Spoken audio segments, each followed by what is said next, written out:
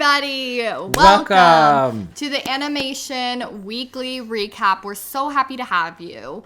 Beyond giddy. Yeah, just little giggles bubbling Literally. up. I said giddy, but yeah. Well, okay. I giggle when I get giddy. So if you haven't watched this ever before, this is an animation recap. She looks at all the things that happened over the week, at all the news sites about animation, and then she brings them to me, an industry veteran of 35 years. I'm aware. Yeah, I know. I'm telling them. And then you being kind of a newbie, only a few years in on animation, we talk about it. But you also have a little bit of a personal standpoint on a lot of these too. Yeah, I would say so. News articles. Right. I like to pick the ones that are the most interesting, I think have the most tea, the most spice, the most things that'll keep us sat. And we are sat today. Sat? What is that? I've never heard sat, like I'm sitting down, I'm ready to listen, like my ears are perked up, I'm like here. I'm sat, I'm in the moment. We're into it. Yes. Okay. And I try to pick my articles based off that. Today's are okay. Okay. I'm not gonna lie. Was it kind of a dry week in animation? It was kind of a dry week. Like all of the news were still about the $10 billion lawsuit. And I was like, y'all, that was on last week's Animation Weekly recap. What's this week's lawsuit? Yeah. Where's the new tea? Yeah. Well, I will say this. So we're filming this on a Wednesday. It will drop on this Friday. So it's Friday when you're watching this. Unfortunately, tomorrow for us, on Thursday, the Academy Award nominations drop. And that would have been... Really? I didn't even know. Yeah, there's a couple, like Best Animated Short, I'm really into. I have a friend that one's already, they've done the short list. We've seen short lists, I know, but I want to see the actual nominations. And they pushed them back because of the fires and stuff, so they've been delayed. Right. But tomorrow is supposed to be when they come out. So we'll probably have more to talk about next week about that. Thank goodness, because I need tea. It's been killing me. Tea. Give me the tea. So as we know, Flo got Golden Globe for Best That's all in the news. Film. That's too. I can't see how that won't get nominated. I have a good friend, Usman. 1,000%. Yeah, Usman, who did the very first Pakistani 2D animated film, and it's called The Glassworker. Yeah. Yeah, and he did that like on his own, right? Not just by himself, but it was a small crew. They'd never done it before, never been done in Pakistan ever. It's a pretty miraculous... An animated film had never been done in Pakistan? Nope. He did the very first one. He started probably the first animated studio there, too, to make it. It's a pretty miraculous... And he composed it and wrote the script, really behind the times. He's the Miyazaki of Pakistan. Animation has literally, rose to fame, gone down in fame, and re-rose in fame by the time Pakistan made its first film. Time they joined the party. Literally. Right? I know, but that's hilarious. It's a long shot for him, but I'm really holding out that I hope he gets a nomination. So. I mean, a nomination alone is sick. Yeah. Imagine if one of your films. He's on the short list, if I remember right, already. So, and then the 21 is another one that I really want to get nominated. Wait, for so Best his was a short. short? No, his was a feature. Okay. I'm switching to short and saying the 21 is another one I really want to get nominated for Best Short. It has a chance. Yeah, that one has a chance. It's faith-based, isn't it? It is, and there's a little bit of That's a little bit where it might people not. Nowadays, dumb people could put a political spin on it, but no, it's just about... It's just a true story, isn't Christians being martyred for their faith, and which is powerful enough, but then... Isn't it a true story mixed in with footage of it? It is a true story, yeah. Yeah, well, what's political about that? You're just stating the facts. It takes place in the Middle East. That's about as deep as I need to get on that, but because there's such a split on how people feel about Israel and Pakistan and you name it, Palestine, people will throw that into it. It doesn't have anything to do with any of that.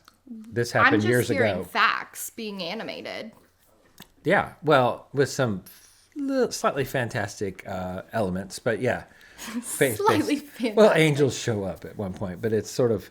Okay, nothing political about that. No, I know. And that's what they said. They saw that. Some of these people saw that crazy. Vision. Oh, I need to see this. Where can I watch that? But it gives it a reason to be animated, too, which is really cool. Where can you see it? It is out, I believe, on YouTube. I looked for it recently. I only saw the trailer. I'm pretty sure it's now on YouTube. Okay, I'll take a look. I'll add it to my list. Right now, my list is Flo, The Wild Robot, the 21. I think all of those are out. So Flow's on Amazon Prime, if I remember right. It's been released. And and I think Wild Robot you can buy or rent, I think. That's on my list. Yeah. If I can, I don't know how I'll be able to convince my fiance to sit down and watch an animated film with no dialogue. Yeah. This might have to be in work hours because it is work. Oh, so I'm paying for it, is what you're saying. I mean, I need to study up so that I can be able to talk about it during the Animation Weekly Recap. Yeah, do it over a couple lunches. How's that? There we go. That's how I watch my cartoons. That's true. So what do you got for us? Okay, so let's get started. We've got Article 1. Article 1. I could not come up with that word. Article 1. Mac Miller's Balloonerism animated short, now streaming on Prime. I just picked this one because I do enjoy Mac Miller, and I think it's kind of crazy how I don't know who Mac Miller is, I don't think. You don't... And by the way, I give you a free rein on that. Balloonerism is a made-up word, so if you had a hard time with that... That's his song. Oh, okay.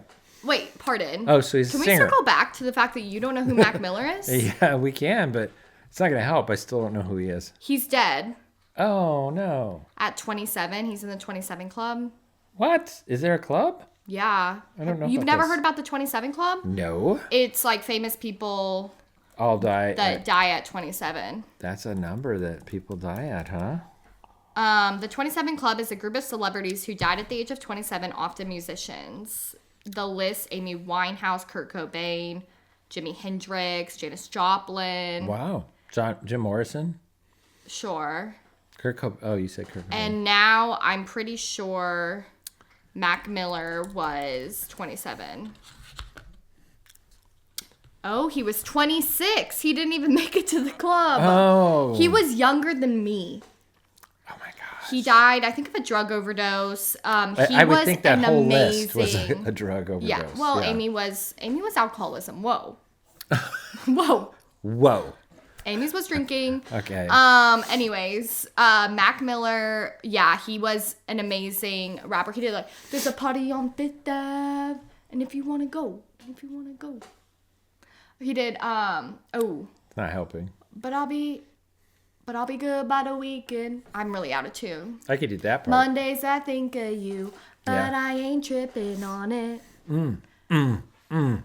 He does really good music. Anyways, that's literally the only reason I picked this article. Oh, okay. Because I also think it's crazy how a lot of people, I think he was also one of them, created music that came out after they died, or now they're making the music videos for them now after they're dead. Because they can get the rights, maybe? A lot easier? I don't know. Because now it's family members that they have to deal with that want money? It's kind of crazy. If you could put a picture up, Philip, of it's like some sort of rat. It says a group of school friends who are transfigured by the music of a chord organ and launched into a shadow world, swallowed by the turtle of time. They must plod through the underbelly of adulthood. Oh wow! I can't wait.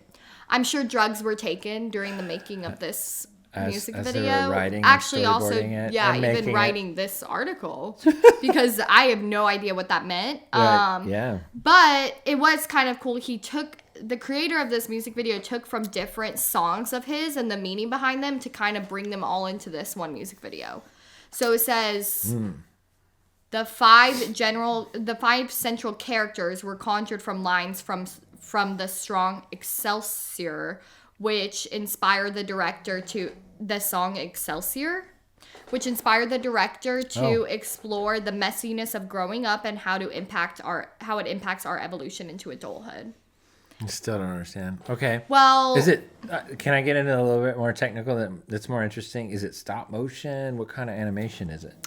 I think it's CG. Yeah, it's 3D CG. Yeah.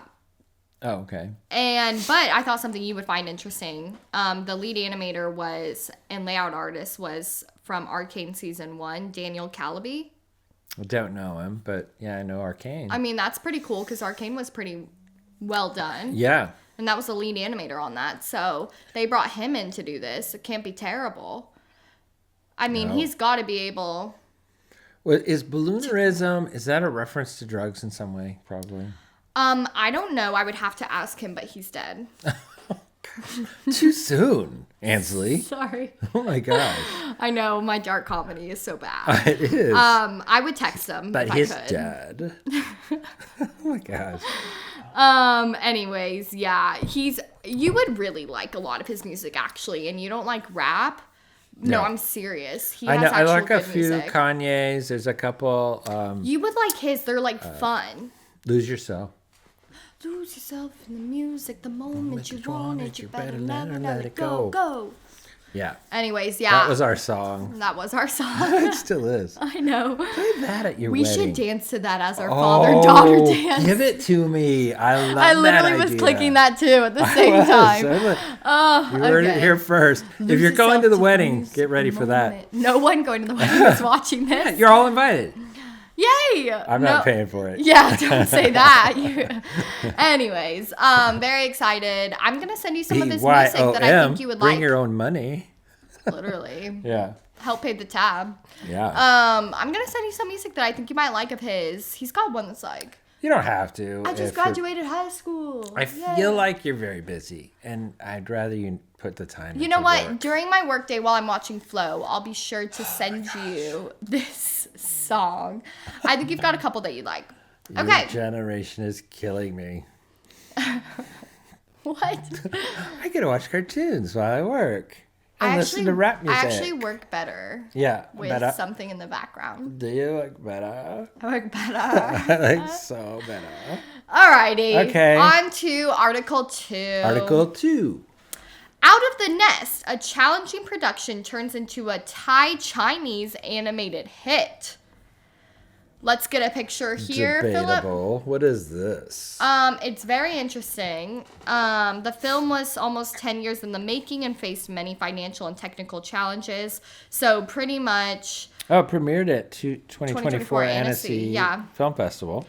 Yeah, and so the creator, Arturo Hernandez...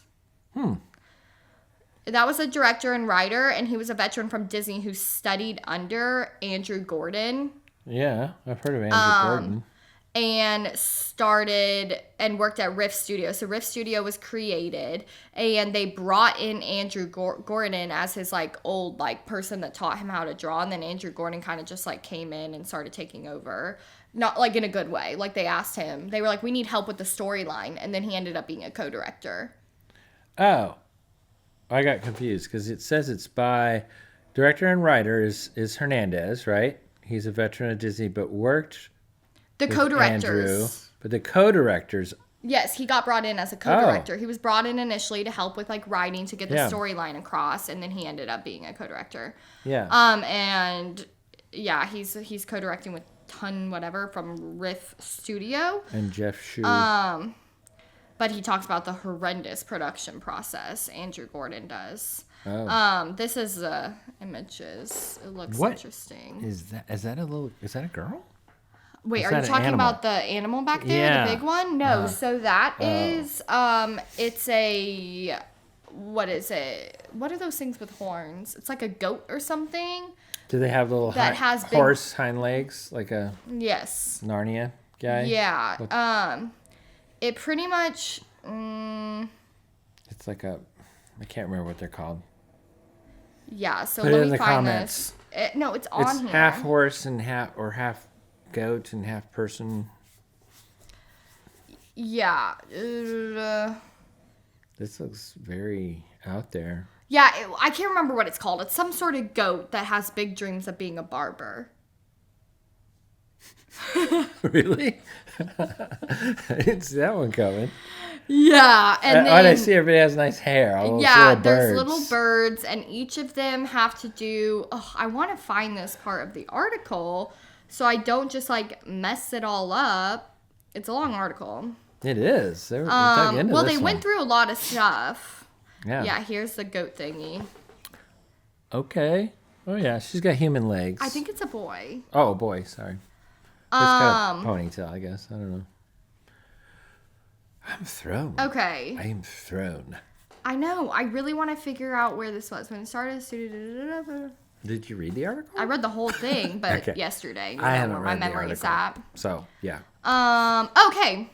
7 little royal fledgling birds, each with their own distinct personalities, entrusted to the care of Arthur, a teenage goat delivery boy whose dream is to become a world-class barber. So the little birds are in charge of the goat. They're entrusted to the care of him. So no, the goat is their caretaker. Even the goat is tall, looks kind of like a teenager, and the little birds are tiny, tiny little. And he takes care of them. They're entrusted to his care. Oh, they're entrusted to So his for some care. reason, he has taken on Okay. the role of parenting 7 young birds. No. It's the other. Look. The fledgling birds, each with their own distinct personalities and hairstyle, I assume. Entrusted to the care of. Oh, okay. I got it. Goodness. Got it. I read the article. I missed a comma or two. Anyways, okay. Arthur is taking care of 7 little royal fledgling birds as the delivery boy while having big dreams of being a world-class barber. Wow. This is... Which one would you rather see, this one or Spermageddon? For you brought up Spermageddon. I had forgotten all about Spermageddon until you said that. And I was happy. I don't know. But I think this, because Spermageddon I have low expectations. Expectations, yeah. Well, anyways, it is actually a very cool story. It says that the creator of the Rift Studio in Thailand worked at Pixar in 2007, where Gordon welcomed him in as an intern. And then he went back to Thailand, opened his own studio in 2009. Wow. And now, was able to hire him to come on down. Many years later, they have 200 team members. Wow. And they were able to create this film. And it doesn't look terrible, like the style. So from Pixar intern, that's the story. Pixar intern to studio head in Thailand, where you're hiring your old mentor to come work on your film. Oh, and you want to hear the craziest thing? That's kind of amazing. Want to hear the craziest thing? No. Yes. They made this film with under $10 million. No, US dollars. That I believe, actually. I mean, it does look. It looks pretty good. It's well lit. It's polished. All that. I mean, the plot and like the character designs. Yeah, they're not my style, but like I feel like they achieved what a major studio could do. That's giving DreamWorks to me. Yeah. It's funny because I have a friend that's from Thailand, and he's in the animation industry. I worked with him at Disney, and he kind of roped me into I was paid so. But I got involved in some of these Taiwanese productions, doing some character design for like TV shows and stuff. All the ideas were kind of bizarre. It was like they're karate fighters, but they have a cooking show. It was like everything. And that sounds like this description too. So. Well, the interesting part, they talk about like how like tough production was. I think there was a lot of issues, and then they needed more people. So they went to the Chinese like market. They went with some sort of studio there. But then Gordon talked about we had to take Chinese censorship into account. And so there was a lot of changes demanded by the China Film Administration. Interesting. So that was another hiccup that they went through. So they really did have like a lot to get where they are. And then on top of that, they're like video calling into China and like all this stuff. But it all came out. They started working on this, I think, in 2016. Is it a success? So it's come out. Is it making money? I hope, for all that they put into it. So, there's not really much said about its success after it went. They talk a little bit somewhere about how it did well there, and I think it came out in Thailand, and they're hoping it goes. I think it ends in this last sentence. Yeah. And it's my hope that this success will pave the way for more Thai animated films to gain recognition on the global stage. We're excited to see where the journey takes us next, and I hope that Out of the Nest, the name of the film, will continue to inspire audiences not only in Thailand, but across the world. Okay. So there's hope for the future of it. It's interesting because, we haven't made an announcement or anything, but we're going to Kids Screen next month. Pencilish, and it'll be me and Ansley and Pam. We've our actually producer. announced it like 3 times on here. Okay. Well, if you're there, say hi.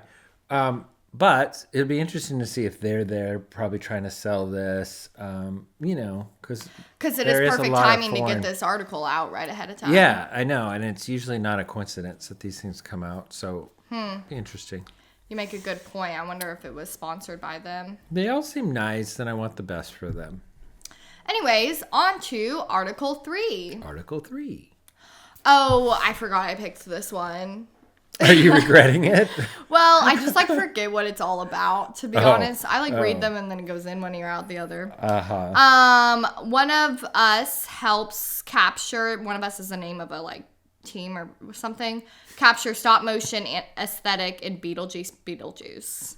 It's a whole interview. I hated that movie. Did you see it? Really? No, but it looks like the images. Wait. No, you awesome. haven't seen it? No. Oh. Did you see the original Beetlejuice? No. Oh. I'm not a Beetlejuice girly. Well, yeah. It came out when you were little, I'm sure. It's been a long time. It's like in the 70s, actually. No, it's not the 70s. It was not even at least the 80s. It's probably in the 90s. It wasn't I the 80s. promise I read this article and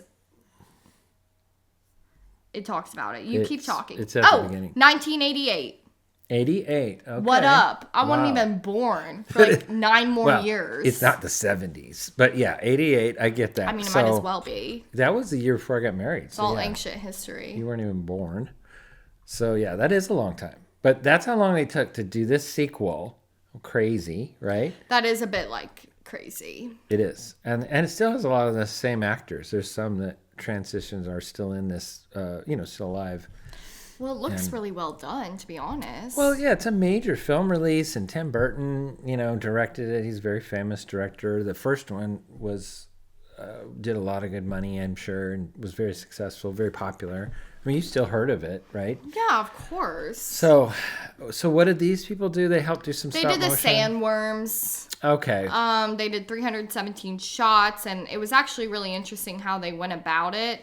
I'm not going to get into depth. So that's it was a crazy. studio that was brought in, and they decided to hold on to like how the original was made and do stop motion. Yeah. But it ran into a lot of issues that they talk about, and how I guess Tim Burton, when you're in the underworld or something, I'm not sure. Yes, they have an underworld uses blue lights and green lights, but then I guess Beetlejuice brings the underworld up. So then the church scene, there's blue lights and green lights, and they're having to decide how to because the lights just flash, they don't have control, I guess. So then it was affecting the reflection of the sandworms. I know. No! That was getting very technical, well past your knowledge base, too. Something was happening that was affecting something else? Yes. Yeah, I gotcha. It was the reflection affected by the change in the color ratio. Reflection in somebody's eye, reflection in what? The reflection on the sandworms in the camera lens. Oh my. I know. They went through a lot of triumphs to get it to article. No, you should read this. It actually, it was interesting. No, I'm sure but if you look in the grand scheme of things, we are just talking about the sandworms. Pretty much through the whole article. Oh, it's all about the sandworms. Oh, because that's the stop motion. They just wanted to talk about, hey, we've done stop motion. Isn't that amazing? Well, they did both stop motion and CG. Okay. And kind of combined them. Yeah, that part kind of lost me. I was a bit confused. You can get me with stop motion. I'm like, okay, yeah, take a picture, move it, take a picture. Yeah. When we're getting stop motion and CG mixed up, there's I feel like a big gray area I'm not understanding. Right. The hybrid part of it, how they're working together. Yeah. Yeah. What's the use? They're both two different forms. How are you doing it both at once? Well, you don't do it both at once. That's the thing. They probably did the stop motion and added another element in CG to interact with that stop motion. But now they have the stop motion film, and they could put it into the computer basically and kind of create something else. I don't know how they did it, so I'm being loosely about this. But yeah, you're being just about as loose as I was with the reflection on the sandworms. Well, no, I made sense, right? Come on. Anyways, they created red noodle rocks to feel like polystyrene.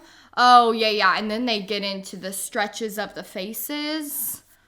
There's more to this. And then they get to the water. They did the water in the stop motion part of the airplane crash, I guess. They didn't do the airplane crash or the stop motion of the characters. They just did the water. And trust me, it was hard. There's a whole nother couple of paragraphs. Trust me, I read lots of words about that. There was a lot Yeah. of information about the waves. You wouldn't believe what they went through to get those waves stop Yeah. motion. Yeah. Apparently what they finally were able to figure out Yeah. is that they needed to split up the water between the foreground and the background. You're so proud of yourself. Keep going. This is good. I'm just doing this to prove I read the articles. Animated in layers, kind of like animate the foreground. Well, no, and then I animate was the laughing more background. so because I'm like, no crap. Like, Yeah. you've got an object in the It's middle, gotta get look the foreground and the dimensional. background. Right, Yeah, like, yeah. I'm confused why you guys are, like, acting like this was some crazy knowledge you got to. I'm like, I literally know nothing about this, obviously. I just want to see how long this article is. Wow. Well, it's about... It's small print, and that's considered, we're at about, like, 8, 9, 10, 11 large paragraphs of small print. Yeah. And I read the whole dang thing. Nice job. And you know what? I was interested. These images made me actually want to go watch it. No, I mean, this is the best part of the movie. I will give you that. The stretched faces are crazy. Yeah, because like the stop motion and just the effects and stuff, they're definitely the best part of the movie because the rest of the movie is not very good and I didn't care about it. So are you saying that you're gonna go read this article? No, I just love how you read it. I can tell it's really cute and innocent and wholesome. How you're just sort of like so proud of yourself for the little knowledge that you got from it. And let me explain you had to create depth. I'm learning. Foreground, background. Okay, No, I no, think that that's part cute. I was laughing at how dumb it was that they actually really struggled and they attempted different versions. Yeah. I'm like, I feel like, sounds to me like you guys wasted a lot of time collecting paychecks from Tim Burton trying to figure out a Yes. foreground and a background. Paramount or whoever put it out. Yeah, sounds to me like you were trying to push it on your Right. freelance time. They could have asked Tim Burton. I bet he knew all about foreground and background already, and he could have just went, "Well, duh, do it like this." I know. Yeah. It's Oh. like, and Okay. getting the waves to move. Yeah. That was actually kind of interesting. They made like the little guy, and they decided to go with more of like a resin, so then he can move in it. Oh. Because get it, the foreground is moving separately than the background, so it's two ways. But he had to feel like he was floating in it. So he was like in more of like a resin. So they were animating the resin and him?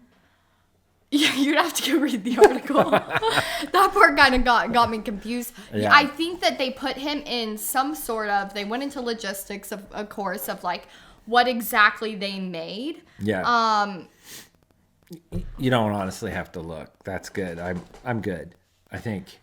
Well, I thought I this don't would think be it's going to get interesting more to you. interesting. No. And then don't even get me started on the blood from the shark attack. Yes. That's the following paragraph after the foreground and the background. Oh, really? Did they explain that too? It was a challenge. Because they had to animate it spreading? It was a challenge. It had to spread in the resin.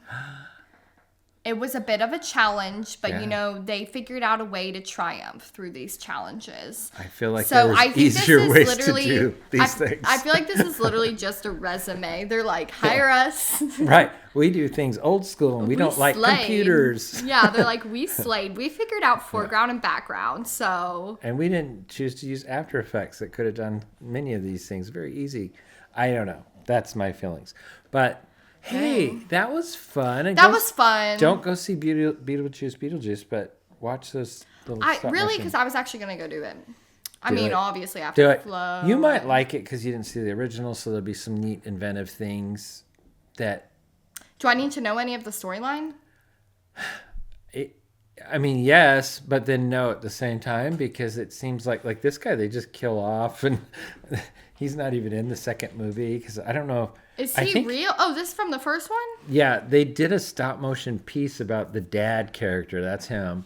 To explain why he's not in the movie, basically, and they did it as a big gag. Basically, he's on a plane, but it crashes, and then he thinks he's okay. Oh, but then instead of like a flashback, they did sharks it like come that. and eat him up, and it's just like this throwaway gag.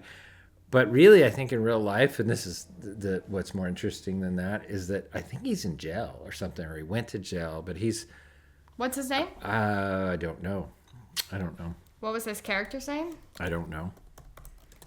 I'm just going to look up Beetlejuice jail. Or father. Jeffrey Jones, who played Charles Dietz in Beetlejuice, was arrested in 2002 for child. Yes, it was. I remember it being solicitation of a minor. So I don't even think they got his permission. They just made this puppet that looked like him. I love that they just killed him and off in like a terrible way because too. he's like into child corn. Ooh, he's a sex That's how they say it, I think. And child corn. Yeah, they call it corn online, so you don't get the algorithm doesn't get you. Corn. Yeah. Well, good. I love that they killed him off in like a terrible way. A plane crash and then that's the real story. A shark attack. Honestly, yeah.